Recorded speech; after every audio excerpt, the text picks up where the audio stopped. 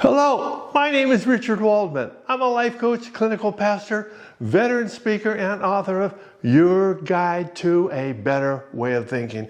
And my focus is mental health, that is centered around a critical part of our mentality that goes far beyond the thinking of our mental health partners, who have failed to realize, which the Democrats celebrate, is the fact that we have a chaotic and nonsensical brain that has the power to create on its own. And the problem with this arrangement is much of what our brain creates is out of sync with the rest of the universe. Common sense, on the other hand, is in sync with the universe that the left is afraid of because it interferes with their goal of controlling everyone and everything. When we dig down into our inner world, we notice it was our brain, not us, that created the distorted image in our head of who our brain thinks we are, that longs to take us in the wrong direction. Sigmund Freud, the father of modern-day psychology, called this image the ego, which is Latin for I, the self, whose judgmental nature has four needs that it wants us to fulfill, which we do. That serves the left well, very well, and they are the need to project to the world the image in our head of who our brain thinks we are, the need to be right, to be in control, and to never, never, never be accountable. Today's psychology is an extension of yesterday's theology that puts us on notice, or that put us on notice thousands of years ago, that our brain is not our best friend, which is why we say, if it weren't for our brains, we'd be well. And there's more trouble in the rubble. Because our brain, like a computer, has an operating system that is plagued with all sorts of toxic, judgmental viruses that the left uses to guide their decisions. On October 13th, 2008, Obama announced, "We are 5 days away from fundamentally transforming the United States of America." I heard Obama echo this same fundamental phrase several times when he was president. And yet, during a pre-Super Bowl interview with Bill O'Reilly of Fox News, O'Reilly questioned him about his fundamental transformational comment. Obama tried to dodge the question by saying, "I don't think we have to fundamentally transform the nation." That turned out to be a lie. It was shortly thereafter that we discovered that a fundamental transformation had taken place. The weaponization of our entire government that used Gestapo-like tactics to go after President Trump, who threatened their goal of controlling everyone and everything. Saul Alinsky's Rules for Radicals is where the left goes for inspiration.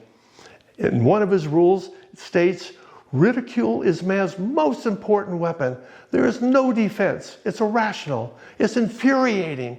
It also works as a key pressure point to force the enemy into concessions," which is why the left values chaos, judgment, and ridicule more than liberty and freedom. And perhaps the most popular antic the left uses in their bag of tricks is the childhood game of right and wrong. If I can make you look wrong, it makes me look right, which is why judgmental programs such as The View and fake news are designed to do one thing and one thing only, to make us wrong for valuing liberty and freedom, which in their mind makes them look right.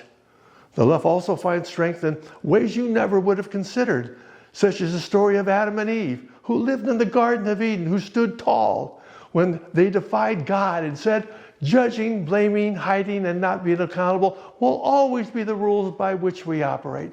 In other words, it would be impossible for the left to survive if they gave up judging, blaming, hiding, and not being accountable. We believe, along with President Trump, that we are in a golden age of recovery, where we gain a basic understanding of what is happening inside of our heads and how to manage it, by way of a simple, common sense, self-educating strategy called the Order to Life, that identifies those thoughts that move us forward and those that hold us back, that you can preview by logging on to Brainiites.com.